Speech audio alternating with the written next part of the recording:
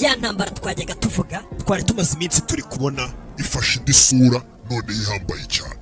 Leta zunze ubumwe za Amerika zirenze ku murongo utukura, umurongo utajya urengwa. byari bimaze igihe kinini, imyaka myinshi guhera muri za 70, 60, 80 kuzamuka kugeza uyu munsi. Uwo murongo n'umusazi atajya awurenga, nta muntu n'umwe ushobora gukora iryo kosa. Leta zunze ubumwe za Amerika zirifashe zirenga uwo murongo utukura. Leta zunze ubumwe za Amerika mu ijoro ryakeye barashe kuri Kag Island, ikirwa cy'abanya-Irani. Mu minsi ishize nashatse kubagezaho ikiganiro kivuga ku mpamvu Leta zunze ubumwe za Amerika zitinya kurasa kuri iki kirwa bita Kag Island, ndetse batazigera banaharasa kuko twumvaga ko bidashoboka ko barasa kuri Kag Island. None Amerika mu rukerera rw'ijoro ryashize, Leta zunze ubumwe za Amerika zarashe kuri icyo kirwa. Kurasa kuri icyo kirwa ubundi ntabwo bibaho, mu murongo utukura. Icyo kirwa ubundi bagihimbye izina ryitwa ngo ni ikirwa kibujijwe cyangwa se ni ahantu hadakorwaho. Kubera Amerika yarashe kuri icyo kirwa, ndababwira impamvu twihuta cyane. Iki kiganiro kigiye kuba kirimo ibice bitatu.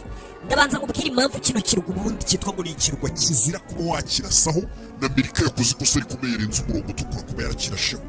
Turarebera hamwe amagambo yahise atangazwa n'umuyobozi w'ingabo za Irani. Yarahiye bya bindi byabo byo mu idini, urabizi iyo bavuze ikintu baragikora. Barahiye baravuga ngo tugiye kurimbura natwe ibintu byose bitewe n'uko Amerika yarenze ku murongo utukura. Ngo kandi kuko ibyo bitero byaturasheho byahagurukiye muri United Arab Emirates, ubwo ni muri kiriya gihugu n'ubundi kirimo za Dubai na za Abu Dhabi n'ahandi. Ataho ngaho n'ibisasu byaturutse biza kurasa kuri icyo kirwa. Ngo ubwo rero tugiye guhera kuri iyo migi za Dubai n'ahandi turimbura dushyira hasi, ndetse n'ibindi bikorwa byose bya Amerika biri mu bigobe. Turasa kumva ijambo ry'umugaba mukuru w'ingabo za Irani. Ariko by'umwihariko mbere y'uko ibyo byose tubigeraho, hano Irani bafite minisitiri w'ububanyi n'amahanga wa Irani atanze ikiganiro simusiga. Muri icyo kiganiro atangarije mu magambo ateye ubwoba, ariyo mpamvu ngira ngo kino kiganiro uze kucyumva kugeza kirangiye kugira ngo hatagira akantu kandi kagucika. Cyane iryo jambo rya minisitiri w'ububanyi n'amahanga ni ikiganiro, ni interview atanze muri Leta zunze ubumwe za Amerika. Mbese nyibazanira uyumve neza iyo interview. Ndasa nk'uyishyira inyuma gatoya, ariko reka tubanze turebe kuri Leta zunze ubumwe za Amerika. Leta zunze ubumwe za Amerika mu ijoro ryakeye barashe ku kirwa bita ngo ni Kag Island. Byose byatangiye ubwo Leta zunze ubumwe za Amerika zafataga icyemezo cyo kujya kurasa kuri Kag Island. Ni ikirwa n'ubundi cya Irani, kiri mu birometero hagati ya 25 hafi aho ngaho, uvuye n'ubundi kuri butaka n'ubundi bw'igihugu cya Irani mu mazi. Amerika ubwo yarasaga kuri kino kirwa bita ngo ni Kag, icyo yakoze ntabwo yarashe ku bikorwa remezo by'ibijyanye n'ubucukuzi cyangwa se n'ibijyanye n'aho amavuta acana ibikomoka kuri peteroli byose. Oya, Amerika yari bizi ko ahantu naho hadakorwaho. Icyo Amerika yakoze yarashe kuri icyo kirwa, ariko irasa ku kigo cya gisirikare gihari, ndetse barasa ahantu hari ikibuga cy'indege cy'utudege dutoya.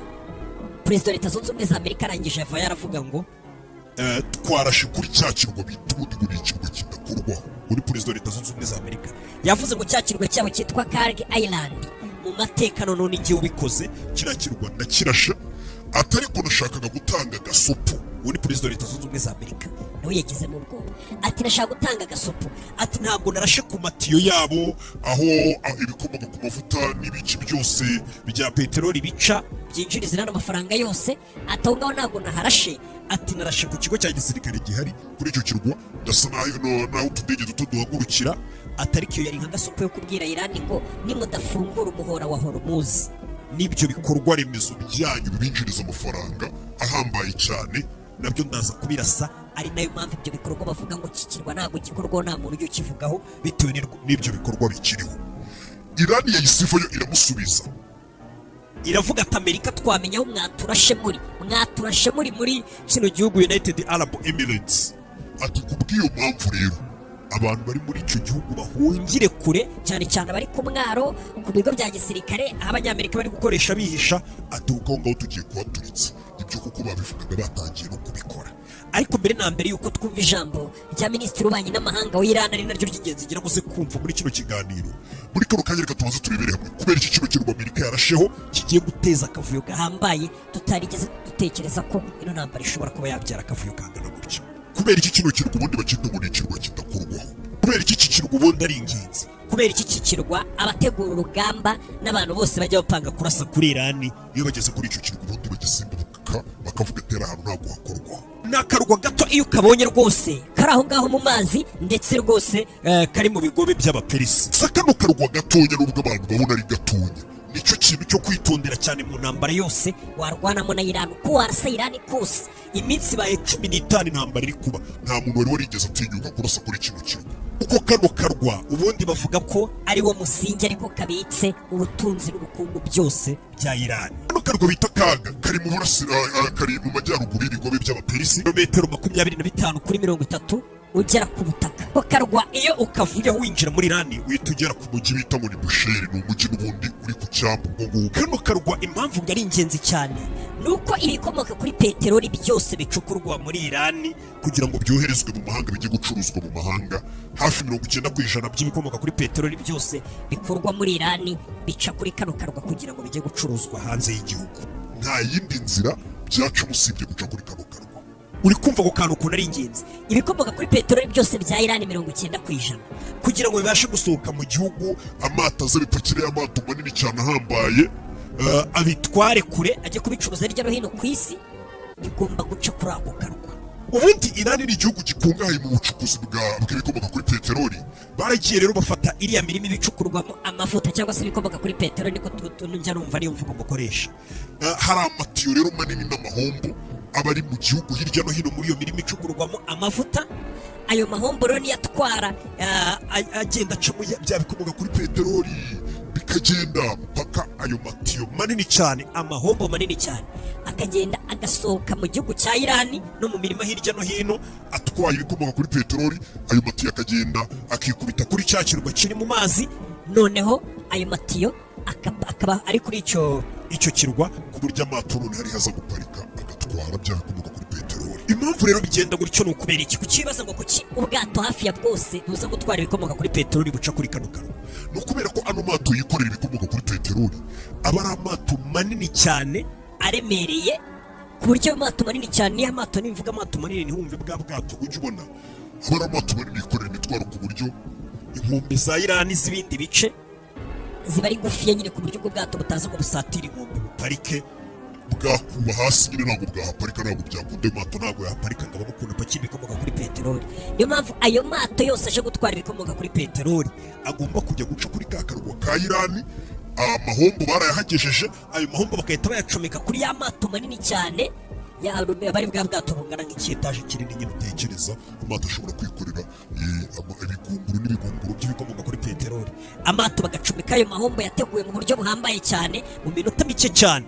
ayo mato aba amaze gupakira ibikomoka kuri peteroli, ahita akata ajyana ibikomoka kuri peteroli ku isoko hirya no hino ku isi. yandi ayo ngayo niyo export gateway ya Iran. amato menshi akunze guca hano rero aje gufata ibikomoka kuri peteroli akunze guhita yerekeza n'ubundi mu Bushinwa. ikirwa Iran byarakigoye cyane kugira ngo bahubake ibyo bikorwa remezo, ayo matiyo, ayo mahombo babitegure neza, bavuge ngo amato yose azajya aza gutwara ibikomoka kuri peteroli azajya aca kuri iki kirwa. ibaza amatiyo nawe ava ku kirwa agatambika aciye munsi y'inyanja, akongera akagenda agaca munsi y'ubutaka, akagenda akagera mu mirima hirya no hino mu gihugu cyose cya Iran. n'ukuntu kiriya gihugu cya Iran nawe uzi ari kinini cyane, none ibikomoka kuri peteroli bikajya bica muri ayo matiyo bizana. urumva ko ni inzira ndende, ni ibikorwa remezo byubatswe bihenze.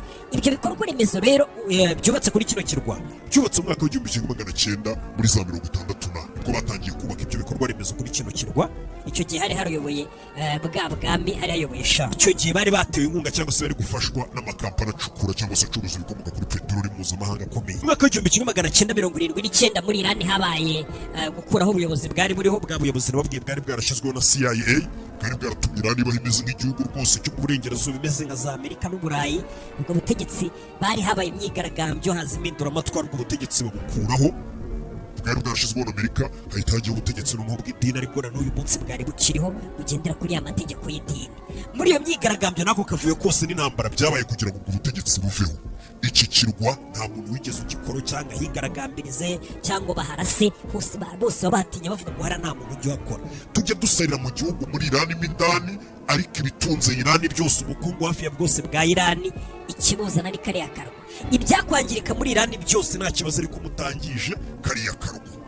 icyo kirwa kugira ngo wumve akamaro gifitiye isi, ni ikirwa amahanga ajya afatira Irani ibihano, bagafatira Irani ibihano, ariko amavuta n'ibikomoka kuri peteroli biri guca kuri ka karwa ko ntabwo bajya bagafatira ibihano, kandi n'akari ubutaka bwa Irani, ariko barakirengagiza kuko nta muntu ujya ugakoraho. ntibagafatira n'ibihano, ubwo ibikomoka kuri peteroli byo birakomeza bikagasohokeraho n'ibindi byose. bigeze kugerageza kuharasaho nabwo hakongera hagasanwa. hari muri za 80 ubwo muri ya ntambara ya Irani na Iraq, intambara yari ikomeye cyane. icyo gihe Iraq yari ijashaye irasa kuri iki kirwa, biba bibi cyane, ariko Irani irongera irahasana. guhera icyo gihe bahita banavuga ko Iraq yari ikoze amakosa akomeye cyane. mu yandi magambo, kurasa bino bikorwa remezo bikura cyangwa se n'amatiyo n'uburyo babyubatsemo byose, kuba waharasa cy'Amerika cyangwa Israel bakarasa kuri kino kirwa, ibyo bikorwa remezo bakabyangiza, baba bahombeje Irani amamiliyari n'amamiliyari, ku buryo kugira ngo ibikomoka kuri peteroli aribyo bitunze Irani ku bwinshi bibashe gusohoka mu gihugu bijyanwe ku isoko hirya no hino mu mahanga, byaba bihagaze kugira ngo bizongere kubona uburyo bisohoka byagorana cyane. mbega waba ukoze gusa, kandi ibyo bikomoka kuri peteroli bya Irani bitabashije kugera nanone ku isoko hano hanze. nanone ibyo bino twita ngo ni esanse munywa, peteroli munywa, ibyo kurya n'ibiki, n'ubundi igiciro cyahita gihenda kuko hacaga ibikomoka kuri peteroli byinshi, kandi waba wangije ibikorwa remezo ku buryo bizanagora. none ntabwo ari ukuvuga ngo ni wa muhoro wa Hormuz ufunzwe ejo uzafungurwa cyangwa ejo bunduya. icyo gihe waba wangije ibikorwa remezo byasoraga ibikomoka kuri peteroli bya Irani, ibyo nibyo bihita byongera bigatuma hirya no hino ku isi ibiciro by'ibikomoka kuri peteroli bihenda, ndetse bikazamara n'igihe kinini cyane bihenze, kuko Irani bizayigora kongera kubaka uburyo bwo kugira ngo ibikomoka kuri peteroli bibashe gusohoka mu gihugu. ikindi cyatumye kuva ino ntambara yatangira tugeze ku munsi wa 15 nimba 16 ino ntambara ibaye itangiye kuba, ikintu cyatumye hano hantu kugeza iyi minsi yose bararashe ahantu hafi ya hose muri Irani, ariko hano Amerika ntiharase ndetse na Israel ntiharase, ni ukubera yuko baba bafite ubwoba ko Irani baharashe ishobora guhita irakara nayo ikazenguruka bino bihugu byose bikorana na Amerika. Amerika ifite imitungo ibikomoka kuri peteroli byose biri muri bino bihugu byo mu bigobe, Irani nayo igahita izenguruka inganda zose n'ibikorwa remezo bitunganya ibikomoka kuri peteroli muri Saudi Arabia, muri United Arab Emirates, Bahrain, Kuwait n'ahandi hose, nabo bakahazenguruka ibyo byose babituritse. twabonye ko ariko Irani imeze, turaza kubyumva cyane cyane mu kiganiro kirimo tugiye kumva mu kanya, kuko twarabonye ko icyo bakoreye Irani nayo igikorera bino bihugu. nimba barashe ku mabanki ya Irani, twarabibonye Irani ihita izenguruka muri Dubai iri kurasa ahantu hari ibigo by'amabanki, ibigo by'ubucuruzi, ibigo by'imari byose ikabituritse ikavuga ngo Amerika yaturasiye ku mabanki, natwe tugomba gukubita mwebwe tukabiryoza. niyo mpamvu na Trump nubwo ari kwijajara akagenda agapostinga ngo yarashe kuri kino kirwa bita ngo ni Carg Island, ntabwo yigeze arasa kuri bya bikorwa remezo kuko arabizi icyo yari kubakoze. yarashe ku kigo cya gisirikare gihari, ibyo byo biramenyerewe ku rugamba, arasa n'akabuga k'indege gahagurukiraho utudege duto kuri icyo kirwa, ariko yirinze kurasa kuri bya bikorwa remezo bisura ibikomoka kuri peteroli muri Irani, bya bindi byari kumukoraho. ariko nubwo atabirasheho byarakaje Irani iravuga ngo twe turabara nkaho n'ubundi wakoze ikosa rikomeye gututinyuka kurasa nyine kuri kiriya kirwa, nubwo waba utangije ibikorwa remezo ariko wabikoze waharashe. kubw'iyo mpamvu tugiye kuguhana. babikoze kuko uyu munsi biriwe barasa, ariko bari babanje gutanga gasopo ya mbere bari batanze bavugaga gute? gasopo ya mbere batanzwe n'umuvugizi w'igisirikare ariwe bita ngo ni Katamu Anibia. uyu mugabo w'umurakari mu mazi iminsi mubona, reka nkumvishe kuri gasopo yabahaye hano ubundi nze gusobanurira icyo yari ari kuvuga.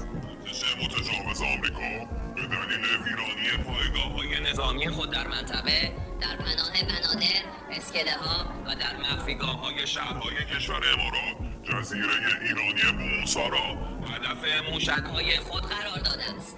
به سران کشور امارات اعلام می‌داریم جمهوری اسلامی ایران حق مشروع خود می‌داند در دفاع از حاکمیت ملی و uri kumvishwi avugana n'umugabo wambaye iniforume ya gisirikare. uyu ni umuvugizi n'ubundi w'igisirikare, bamwita ngo ni Ibrahim Zulfikar. yaje aravuga ngo mu izina ry'Imana yacu, uri kumva umushinya yavuganaga, mu izina ry'Imana yacu ikaba umurimbuzi w'abanyagitugu, abanzi bacu batugabye bitero aribo leta zunze ubumwe za Amerika bitewe nuko twarimbuye ibirindiro byabo bya gisirikare biri muri kano karere. Leta zunze ubumwe za Amerika twarimbuye ibirindiro byabo bya gisirikare, ngo none batangiye kujya bajya kwipfundapfunda. Ubwo niyo mvuga yagiye akoresha, ngo batangiye kujya bajya kwipfundapfunda cyangwa se kububa bihisha ku myaro hafi aho ku byambu bya bino bihugu biri mu bigobe, bagatira ahantu bihisha no mu mijyi, ngo hirya no hino bakububa bakihisha muri iyo mijyi, by'umwihariko muri United Arab Emirates. Hano hantu iki gihugu rero tukivuza abantu benshi biyumvira Dubai na Abu Dhabi, ngo bakihisha by'umwihariko muri kino gihugu United Arab Emirates. None nibo batangiye kwihisha bagatangira kuturasa.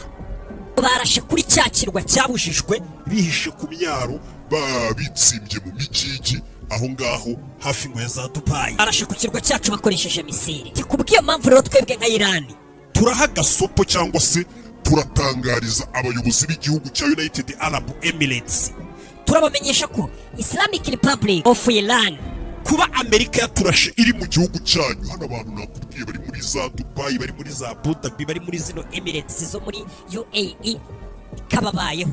Umunya-Iran aravuga ngo kubera Amerika yaturasiye ku kirwa, bakaturasa cya kirwa kidakurwaho, bakaturasa bari muri iyo miji yanyu hafi ya Dubai, ku myaro no ku byambu biri aho ngaho. Amerika niyo yaturashe yihishe, ngo turamenyesha abayobozi ba United Arab Emirates ko dufite uburenganzira bwo kubaturitsa natwe cyangwa se bwo kubarasa mu rwego rwo kurengera ubusugire bw'igihugu cyacu. Barashe bitsimbye mu gihugu cyanyu. Mbega niwo kuvuga ati nimba uri muri za Dubai uri hehe hariya hose, Amerika ikaba yaturashe ari hiri, dufite uburenganzira bwo gusubiza icyo gihugu natwe tukakirasa mu rwego rwo kwirengera. Amategeko mpuzamahanga babivuga, igihugu kikurashe uba ufite uburenganzira bwo kugisubiza rwose, byaba ngombwa icyo gihugu n'abandi bakagufasha mukagikubita. Turi muri urwo rwego rw'igisirikare cyacu cya Iran, tugiye kurasa mu bice biri muri icyo gihugu cyanyu cya United Arab Emirates. Tugiye kurasa mu bice byaturutsemo amamisire yaturashe. Tongo turavuga imyaro icaho amato, ibyambu, urase ahantu hose imbunda z'abanyamerika zaturashe ziri, basigaye baragiye kwipfundapfunda bihishe kubera ko ibirindiro byabo twabirashe. Basigaye bagenda buba bihishe mu mijyi, bakahisha intwara akaba arizo baturashisha. Reka tubanze dusabe abayisilamu, abaturage b'abayisilamu batuye muri United Arab Emirates, abaturage muhungire kure, muve ahantu mukeka ko ibirindiro by'abanyamerika biri cyangwa se ahantu bihisha bakarasa Iran. Ahantu hose nimbuzi kuri hafi y'umwaro, hafi y'icyambu, hafi y'ahantu utekereza ko Amerika yaba yishe muri kano kanya ikaba iri kuturasa. Abaturage b'abayisilamu bahari n'abandi bose muri iyo mijyi hafi ya za Dubai, za Abu Dhabi n'ahandi hose, ngo mushaka ahantu mujya kwihisha, mutaza kubigenderamo kuko tugiye kuharasa tutababariye. Ibyo babitangaje bahita batangira no kubikora. Gusa mbere yuko tugera ku byo barashe, reka mbanze kumvisha ikiganiro kidasanzwe. Iki ni ikiganiro Minisitiri w'Ububanyi n'Amahanga w'iki gihugu cya Iran yagiranye n'igitangazamakuru bita MS Now. Ni ikiganiro bagiranye muri kano kanya. Icyo kiganiro kimaze iminota mike cyane, ariko kimaze kurebwa n'amamiliyoni y'abatuye isi, ndetse bakomeza no kuvuga ati uno Minisitiri w'Ububanyi n'Amahanga w'iki gihugu cya Iran afite uburyo asubizamo atuje, adafite ubwoba, amwenyura gake gake nka babandi bande mu mafilime. Baramubaza ati se mwe murumva muzakubita Amerika? Agaseka akavuga ati turayikubise, turayishe gake gake atuje. Ati twarayiteguriye, twarayipangiye, tuzi uburyo tuzayirangiza. Mbega ukabona aratuje, abantu bakavuga ati se Iran yikanze iki ko ntabwo bano bayobozi bayo bazi kwivuganira baba bafite kandi gake gake. Ndagira ngo mve ikiganiro yatangaje muri kano kanya ubwo yaganiraga n'igitangazamakuru cyo muri Leta Zunze Ubumwe za Amerika. This morning, sir, I wanted to start with the news overnight that the U.S. has carried out a military strike on Kharg Island. Umunyamakuru mu kubyumvisha yatangiye abaza Minisitiri w'Ububanyi n'Amahanga, bamwita ngo ni Abbas Araghchi. Yatangiye amazi ati wakoze cyane kwitabira ubutumire bwacu, ngo nagira ngo mbere ku kibazo cya mbere cy'ibyabaye ijoro ryahise ubwo Leta Zunze Ubumwe za Amerika zarasaga kuri cya kirwa bita Karib. Cya kirwa maze kubabwira ngo Perezida wa Leta Zunze Ubumwe za Amerika yarashe kuri icyo kirwa, ariko ngo yatangaje ko kubera umutima mwiza yigirira, ngo ni Trump wabivuze, ngo yanze kurimbura icyo kirwa cyose ngo aturitse na bya bikorwa remezo byanyu by'ibikomoka ku mavuta. Trump yakomeje avuga ngo ariko nubwo nababariye sindase ibikorwa remezo bya Iran isohorera amafuta yajyana ku isoko ko yacuruza kuri icyo kirwa, ngo nihagira umuntu muri Iran wongera guhagarika ubwato bwacaga mu muhora wa Hormuz buturutse ariho hose, ndaza kongera ntekereze kuri icyo cyemezo, ndebe ko narasa noneho cya kirwa cyose nakirimbura. Ayo ni amagambo Donald Trump yatangaje. Nicyo kibazo cya mbere babashije Minisitiri. ngo Donald Trump yavuze ko fungura umuhora wa Hormuz mwebwe nka Iran, Trump ari buze guturitsa kiriya kirwa cyanyu cyose cya Kariki.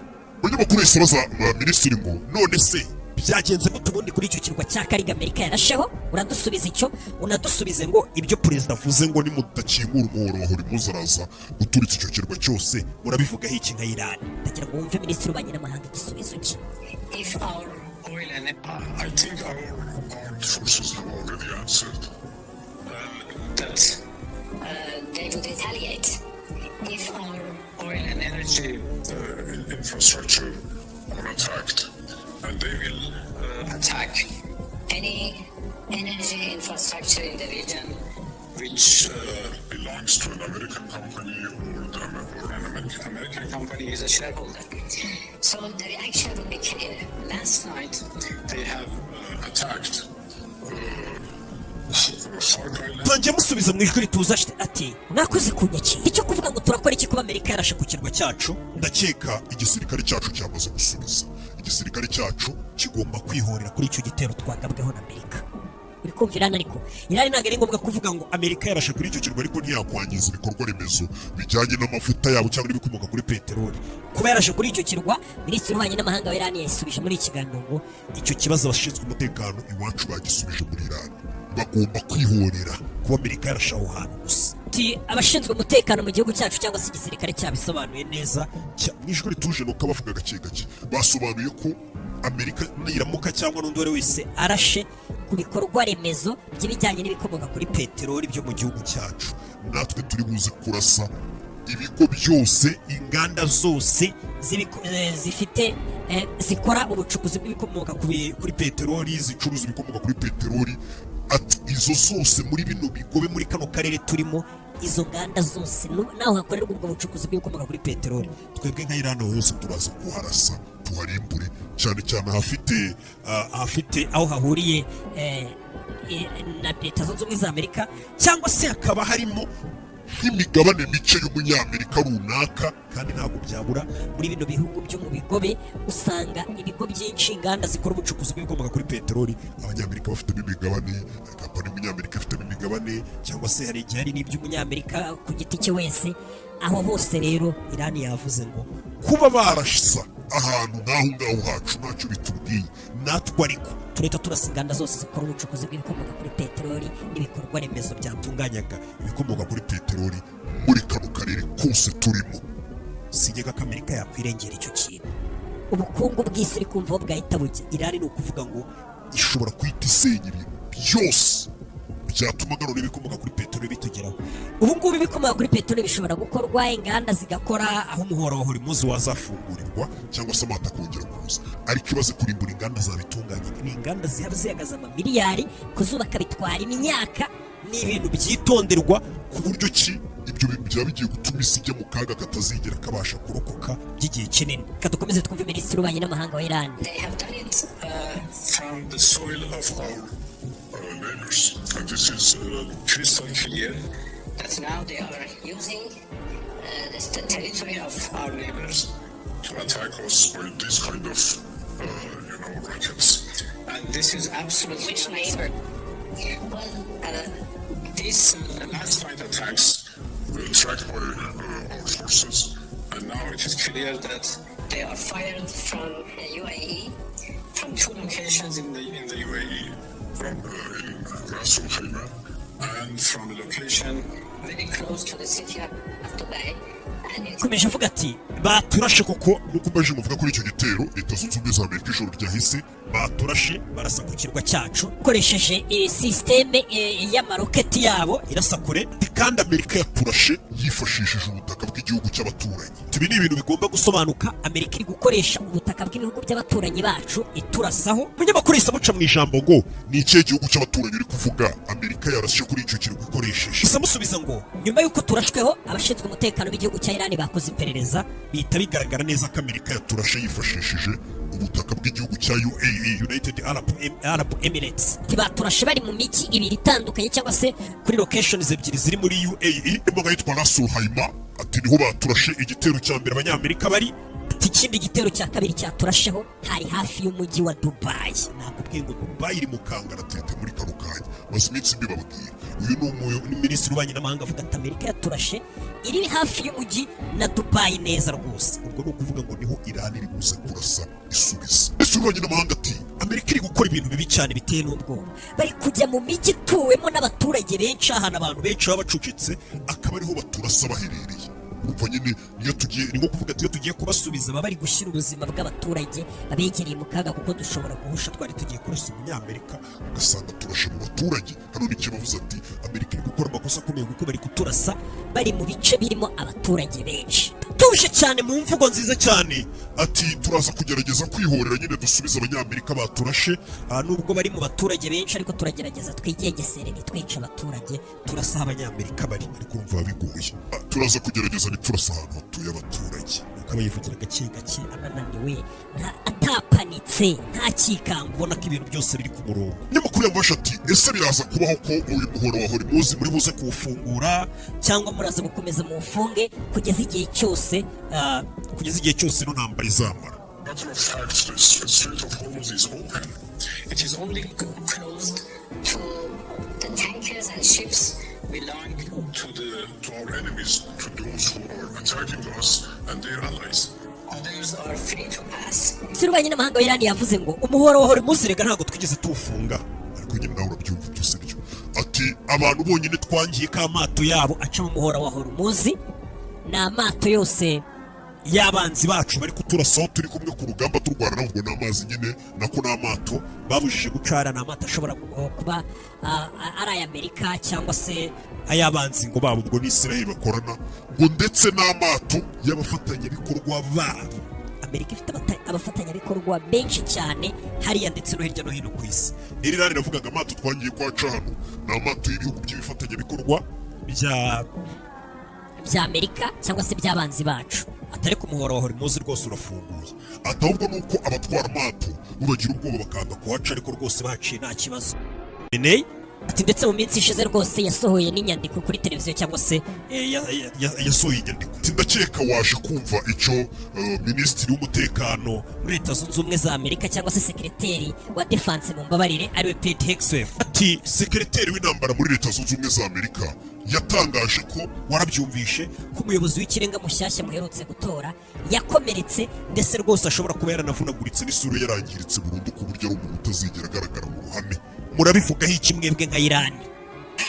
They have made so many claims like this. Umva ukuntu yivugira. Yesterday they said that all Iranian authorities are in the bunkers, but at the same time the whole world saw our president, the speaker of parliament, everybody, the secretary of our national security council, everybody was in the street. Atabo ngabo niko babaye ibintu nk'ibyo bahora babivuga. Ati no ku munsi w'ejo washize abo bayobozi ba Amerika rwose n'ubwo sekreteri w'ingabo wa Amerika yari yamaze gutangaza ngo abayobozi ba Iran bose ngo ni abanyabwoba, ngo bihishe mu buvumo, ngo bameze nk'imbeba bihishe mu buvumo. Atari ko rwose uwo munsi isi yose yarabyiboneye ko nubwo Amerika yari kudusebya ngo abayobozi bacu ngo bihishe mu buvumo, isi yose yisi byibonera ko abanyamerika babeshya, kuko byagaragaye ko rwose abayobozi b'igihugu cyacu cya Iran ejo bari bibereye mu muhanda bagenda basuhuza abaturage barya amafoto. Twarabiganiriye hejuru hano tuvuga ati mwabonye umuvugizi w'inteko ishinga amategeko ya Iran yari ari mu muhanda, perezida wa Iran yari ari mu muhanda rwose agenda aganira n'abaturage bakina baganira, mu gihe Amerika iri kuvuga ngo abayobozi ngo barihishe ngo bari mu buvumo ngo bameze nk'imbeba ngo bafite ubwoba. Abayobozi bose bari bahari. Ukuriye inama y'umutekano mu gihugu cyacu nawe yari ari ku muhanda ari kumwe na perezida, abantu bose barabyiboneye. Ati bihore rero bakomeze basebye umuyobozi w'ikirenga wacu bavuga ngo isura yarahombanye, ngo baramukomerekeje bihambaye ngo ku buryo atazigera ajya mu ruhame. Ati bihorere vuba, n'ubundi basanzwe bavuga ibintu badahagazeho, vuba bidatinze muraza kubyibonera ku muyobozi w'ikirenga wacu nta kibazo na kimwe afite. Umuyobozi wacu w'ikirenga nta kibazo afite, ubu tuvugana ari gukora inshingano ze nk'uko mwabibonye n'ejo bundi yasohoye itangazo ndetse inshingano zose yemererwa n'itegeko nshinga zubahiriza ndetse azakomeza no kuzikora. Ndetse nizere ko byanagaragaye muri kano kanya ko twebwe ubuyobozi bwacu bw'igihugu cya Iran ari ubuyobozi bwashinze imizi mu baturage bacu. Iyi leta yacu ya Kisilamu ya Iran byaragaragaye ko atari leta yubakiye ku muntu umwe ku buryo Amerika rivuga ngo yishe umuntu umwe. ubwo sisiteme y'imiyoborere yacu ya leta yacu ya kisilamu ubwira rimbutse. Ati ntabwo ari ku buyobozi bwacu bwubatse, cyangwa ubuyobozi bwacu bwubakiye kuri gurupe imwe y'abantu ku buryo iyo gurupe irimbutse ngo ubuyobozi buba burimbutse. Ati ntabwo ari ku buyobozi bwacu bwubakitse. rero Amerika n'abo ngabo bari kuturwanya ntibazigere biha ibyizere bavuga ngo kuko hari abantu ngo bishe bari mu buyobozi bwacu, ubwo sisiteme y'imiyoborere yacu y'ubuyobozi buriho ngo ubwo ngo barayirimbuye. atoya mbikwibutsa niko bigenda bano bagabo, wica umwe mu gitondo agahita asimbuzwa undi. Nimba wishe gitifu bahita bashyiraho wari wungirije gitifu cyangwa undi wari ubishoboye ugendera kuri ya mahame ya matware yabo cyangwa se ya mitekerereze n'imyumvire yabo, ku buryo n'ubundi bwa buyobozi buvuga ngo mushaka gukuraho bukomeza buriho, butapfa kuvuga ngo mwakuyeho ubuyobozi. ubundi gukuraho ubuyobozi ni ugukuraho ubuyobozi na sisiteme bayoboreragaho, ugashyiraho abandi babona ibintu mu buryo butandukanye n'ubw'aba bandi bari bariho, ku buryo ahubwo abo ngabo ushizeho baba banavuga ati bariya bari bariho kabisa bari abayobozi babi ntacyo bashoboye. Ariko ibyo ntabwo ari byo biri kuba muri Iran. Ndetse minisitiri w'ububanyi n'amahanga aravuga ngo Amerika ntizigera yiha icyizere na rimwe ikeka ko kuba hari abantu bamwe yishe ngo barimbuye sisiteme cyabakuyeho ubuyobozi bwacu cya sisiteme tuyoboreraho. Ati ntabwo ari byo rwose. Abapfiriye Imana bacu barimo n'umuyobozi w'ikirenga wacu, abo bose bapfuye. Ubuyobozi bwarakomeje, igihugu cyakomeje gukomeza nk'uko cyari kimeze. Umunyamakuru wese abaza minisitiri w'ububanyi n'amahanga wa Iran aramubaza ngo hari amakuru amaze iminsi avuga ko Ubushinwa n'Uburusiya bari kubafasha mu byerekeranye no kuba mwabasha kurasa no kubaha ibyerekeranye n'amakuru y'ubutasi kugira ngo muhangane na Amerika na Israel. Ndetse ngo nibo baha amakuru y'ubutasi yo kurasa ibikorwa remezo mu karere bya Leta Zunze Ubumwe za Amerika. Ati ese waduhakanira cyangwa ukatwemerera koko Uburusiya n'Ubushinwa biri kubafasha? Ati turashaka kumenya Ubushinwa n'Uburusiya hari amakuru y'ubutasi babaha, ndetse n'Ubushinwa hari ibyo bafasha mu rwego rwo kugira ngo murwane urugamba muri gufatanya muri iyi ntambara. Ati ibyo ngibyo reka bigusubize gutya, Ubushinwa n'Uburusiya ni abafatanyabikorwa bacu mu bintu byinshi, ndetse harimo n'ibijyanye n'ibya gisirikare. Ati rero na n'uyu munsi iyo mikoranire dufitanye nabo ntabwo yigeze ihagarara ngo nuko turi mu ntambara. Imikoranire yacu n'ibyo bihugu yarakomeje. Wenda ntabwo ndi buguhe detaye z'akantu kose, ariko mwicare mubizi ko mu byerekeranye na politike, mu byerekeranye n'ubukungu, mu byerekeranye n'ubucuruzi, mu byerekeranye n'igisirikare mfitanye imikoranire n'ibyo bihugu itapfa guhagarara. Ati ikindi reka mbibutse ko iyi ntambara ntabwo ari iyacu, twe nta ntambara twigeze dutangiza na Iran. Iyi ni intambara baje baduturaho, baratwatatse, mbega twe batuzanye mu ntambara. Ibi ni ibikorwa by'ubugizi bwa nabi twakoreye, nta muntu twashotoye, nta muntu twarakaje, nta muntu twagabyeho igitero, bo barabyutse baraturasa gusa. Ati niyo mpamvu tubabwira ngo twebwe Iran icyo turi gukora hano turi kwirwanaho, kuko abantu bari barashaka kutwica nyine baratuziye, turi kwirwanaho, ntabwo twebwe turi kuvuga ngo turi mu ntambara. Ibyo turi gukora ni ukwirwanaho. Ati rero turaza gukomeza kwirwanaho, icyo biri budusabe cyose cyangwa se igihe cyose kirekire bishobora kudusaba, turaza gukomeza twirwaneho. Ati intambara turaza kuyirwana mu buryo ki ibiri buve muri iyi ntambara bizatuma nta muntu uzongera kudushoza intambara nk'iyi ngiyi. Ayo niyo magambo ya minisitiri w'ububanyi n'amahanga wa Iran. Ngiyi ntambara tugiye kuyirwana mu buryo ki ahazaza nta muntu uzigera yongera kurota gutekereza kwataka Iran. Aba bagabo sinzi ibintu bizeye, ibyo bintu bivuga atuje, atapanitse, gake gake yageretse n'akaguru ku kandi, yegamye mu gakote mu ntebe, atuje ubona rwose wagiraga ibintu byose biri muri kontorore. Ni mu gihe umunyamerika we hakurya yafashe ijambo, ubwo ndavuga Trump cyangwa se n'abandi bayobozi be ba gisirikare, babatonganye basakuje bari kuvuga ati turamwishe turabamaze, bari gukora imbe, ukabona harimo no gusererezanya, gutukana. Abayobozi ba Iran bameze nk'imbeba bari mu buvumo, niba ukabona bo babigize akavuyo, kuyagara, guserera, amahane, igikabyo, kwishyira hejuru. Ariko n'umugabo aravuga mu magambo make atuje akavuga ati iyi ntambara ibintu turi buze kuyikoramo nta muntu uzigera mu mateka ejo hazazongera kwataka Iran, agahita yicecekera akagenda gake.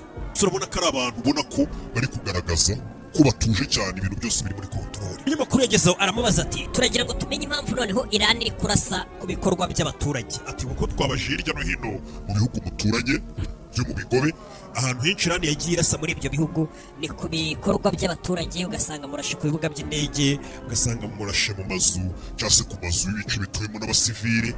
Ati se ibyo bihuriye ku muri kurasa ku basivile? Toya twebwe ikibabaje ahubwo twatatswe ahanini biri kuva muri ayo matwari y'ibyo bihugu niho bari kuturasira. Barashwe biturutse ku birindiro biri muri ibyo bihugu byo mu bigobe duturanye by'abaturanyi. turaswa biturutse ahantu abanyamerika bagiye besitara ibikoresho byabo muri ibyo bihugu, bino bihugu byo mu bigobe by'abaperisi. Rero natwe igikorwa turi gukora cyo kwirwanaho kurasa ku bikorwa by'abanyamerika, ibirindiro by'abanyamerika, turi kurasa abanyamerika bashize intwaro zabo n'ibindi bikoresho by'intambara, ndetse n'aho abanyamerika bafite imitungo n'imigabane muri ibyo bihugu duturanye, ndetse tukarasa no ku nyungu z'abanyamerika. Rero ikibabaje nuko ibyo byose mubwiye biri mu bihugu by'abaturanyi bacu.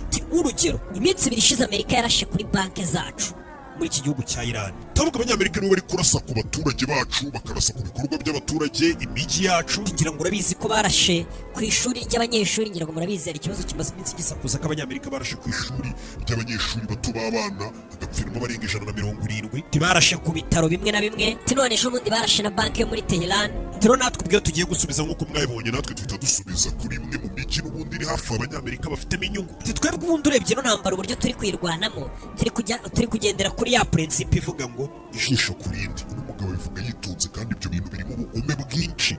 Ati twebwe principe turi kugenderaho dukubita umunyamerika cyangwa turasa muri ibyo bihugu by'abaturanyi, ni ya principe ivuga ngo ijisho ku rindi cyangwa se ijisho rihorwa irindi. No kwibutsa ko ari byo bintu buriya by'amahame n'Imana yabo ngo ibi bibemerera, ntabwo ari bya bindi Yesu yababwiye ngo umuntu nagukubita urushyi kwitama ngo ujye uhindura kubite n'ahandi. Bano baracyari muri rya tegeko rya kera ati ijisho rihorerwa irindi. Niba kuri amaji ati Jared Kushner na Steve, ubwo mwari muri mu biganiro mbere y'uko intambara itangira, mwari muri bari mu biganiro by'amahoro. Jared Kushner na Steve nibo bari bahagarariye ibyo biganiro by'amahoro baganira na Iran. Ati se mu biganiro by'amahoro ubwo mwaganiraga na Leta Zunze Ubumwe za Amerika mbere y'uko intambara iba, kuko mwari muri gushaka igisubizo giciye mu biganiro. Ukeka ko abo bantu mwari muri kuganira muri ibyo biganiro biganisha ku mahoro kugira ngo intambara itaba, bashobora kuba barajyanye amakuru nk'uko mwayatangaga nka Iran, aho muhagaze icyo mukeneye? Mukeka ko abo bantu baje ngo munegosiye b'abanyamerika ubutumwa mwagaragazaga aribwo bajyanye bagashyira White House? Ati kuko hari raporo baje batanga bavuga ngo muri mu nama, muri mu biganiro, ngo bateye ubwoba, ngo urababwira ngo wamaze ngo mwibitseho Iranium ihagije ndetse n'ibindi bikoresho ku buryo mwabasha gukora ibitwaro bya kirimbuzi ngo mu buryo bwihuse cyane ngo mubifite. Niyo raporo baje batanga abanyamerika. Tibiri no mu byatumye Amerika ibataka. Uyu akavuga ngo Minisitiri w'Ububanyi n'Amahanga w'Iran ati sinzi icyo abo bagabo twari mu biganiro batashye babwira aba boss babo muri Amerika White House. Atariki cyonzi cyo nuko ku itariki 26 ubwo ngo twahuriye n'abanyamerika n'intumwa z'abanyamerika i Geneve mu Suisse, ubwo ni mbere y'iminsi 2 intambara ibe. Ati ibyo biganiro haburi iminsi 2 intambara ibe abanyamerika batwatake, nyuma baze babeshya ngo mu biganiro ngo narabakanze ngo ibitwaro bya kirimbuzi ngo ntabwo twari turi kumvikana. Ati mbere y'iminsi 2 yuko Amerika itwataka twakoze inama, ubwabo iyo nama abanyamerika bayihagurukamo bavuga ngo ibiganiro tugiriye hano biratanga umusaruro mwiza rwose, turi kumvikana, ibibazo tugomba kubikemura mu biganiro. Ngo ndetse ahita yandika n'ubutumwa kuri Twitter uhagarariye Leta Zunze Ubumwe za Amerika muri ibyo biganiro, arabanza aratwereka ati igiye gupostinga ino tweet cyangwa kuri X garagaza ibivugiwe muri iyi nama ko turi kumvikana ko tugeze ku ahantu heza rwose, ibiganiro twagiranye ari ibiganiro byubaka. Ariko icyakurikiye ni iki? Ati rero ibyo bindi byose bari kuvuga ngo batugabye ibitero bitewe n'uko ngo twanze kumvikana nabo mu nama, bitandukanye n'ukuri ndetse binatandukanye n'ibyo bari bapostinze kuri X. Atabwo ibyo ngibyo ni inzitwazo zo kugira ngo bagaragaze ko intambara yo kutwataka rwose bari bafite impamvu nzima zumvikana, ariko nta mpamvu nzima yari hari kuko twari twumvikanye mu biganiro. Nta na rimwe turi mu biganiro nigeze mvuga ko Iran tuzakora ibitwaro bya kirimbuzi. Nasobanuye ko dufite ibiro bingana na 440 ndetse turabyemeranya, turanabibereka. Ni ibintu byari biri no muri raporo y'ikigo gishinzwe kugenzura ikoreshwa ry'imbaraga za nucleaire, ni ibintu byari bisanzwe biri ku mugaragaro. Twari twababwiye ati ibyo biro rwose dufite batekereza ko ari icyo byakora, baze banabitware nimba bumva ko rwose ari ibisasu byakora, nabyo twari twabibemereye. Minisitiri w'Ububanyi n'Amahanga yagaragaje cyangwa se muri kiganiro yakomeje agaragaza ko bari buze kwihorera, bari buze kurasa. Ibindi byose turaje ture mu kanya, hari ibisasu bya mbere byatangiye kuraswa n'ubundi muri za Dubai, muri kino gihugu cya United Arab Emirates n'ahandi henshi biri kuraswa n'iki gihugu n'ubundi cya Iran. Ubwo ndaje mu kanya turebe ibijyanye n'ibitero n'ahantu bagiye barasa bari kwihorera mu biganiro biri bose gukurikira. Ibuka gukora subscribe, uyu munsi tuze kugerageza turebe amakuru